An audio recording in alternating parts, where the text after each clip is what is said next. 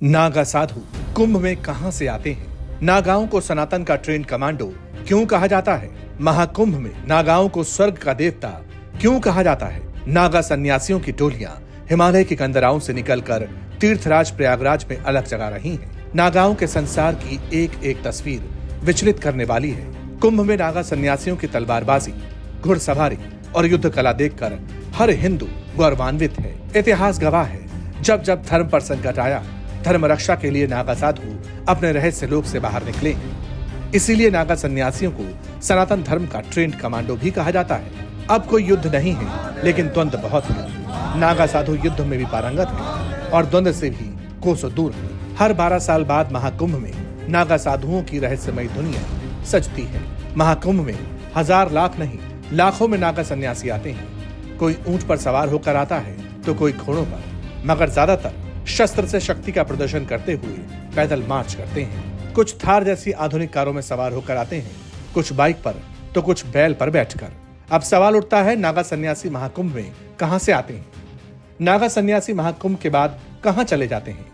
कुंभ के बाद वो जाते हुए क्यों नहीं दिखाई देते?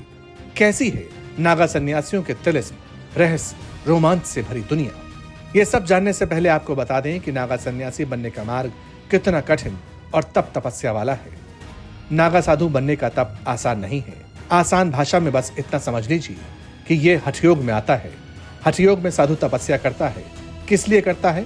भगवान को प्राप्त करने के लिए। भगवान को जब प्राप्त किया जाता है, वो जब खुश हो जाते हैं तो आशीर्वाद देकर जाते हैं। 12 साल, 12 घंटे, सुबह 5 बजे से शाम 5 बजे का समय है। 12 घंटे फिक्स है। 12 साल की तपस्या है। एक और खास बात, हर एक साधु को नागा सन्यासी बनने का मौका नहीं मिलता। ये उसी तरह है जैसे हर एक फौजी को कमांडो बनने का मौका नहीं मिलता। नागा सन्यासी का जीवन ही अंत से शुरू होता है। पहले 14 पीढ़ियों का अंत, फिर परिवार का अंत और आखिर में अपना अंत। साधु से नागा सन्यासी बनने का 12 साल का कठिन सफर कैसे पूरा होता है? पहले चरण में उन्हें अपने घर से भिक्षा लेनी होती है। भिक्षा सिर्फ माता या पिता से मिलनी चाहिए।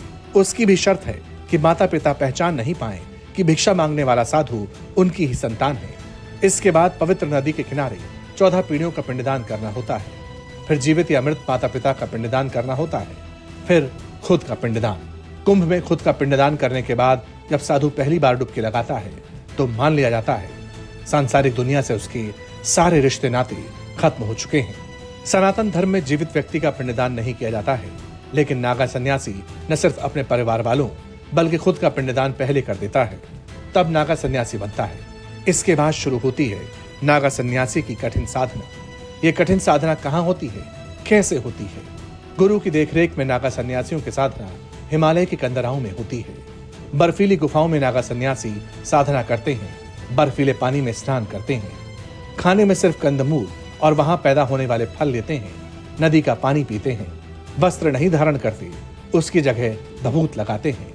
कठिन तपस्या और साधना से नागा सन्यासी अपने शरीर की इम्यूनिटी इतनी बढ़ा लेते हैं कि उन्हें ठंड और गर्मी से फर्क नहीं पड़ता। भगवान शिव की कठिन साधना से वो अलौकिक शक्ति हासिल करते हैं और असीम ऊर्जा का संचार उनके शरीर में होता है। तभी नागा सन्यासियों के भभूत में लिपटे शरीर और उनकी आंखों में आध्यात्मिक शक्ति के शोले दिखाई पड़ते हैं। रुद्राक्ष से लिपटा उनका मुंड और माथे पर त्रिपुंड, भुजाओं में शिव शक्ति स्वरूप त्रिशूल उनकी पहचान बन जाती है।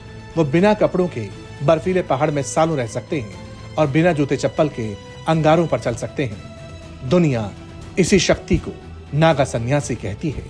ऐसा नहीं है कि सभी नागा सन्यासी हिमालय के कंदराओं में ही साधना करते हैं। कुछ नागा सन्यासी घने जंगलों में गुफा बनाकर तपस्या करते हैं। कुछ तो मठों में ही गुरु की देखरेख में साधना में लीन रहते हैं। अब सवाल उठता है कि नागा सन्यासियों को महाकुंभ में आते हुए दुनिया तो देखती है, लेकिन जाते हुए वो क्यों दिखाई नहीं पड़ते?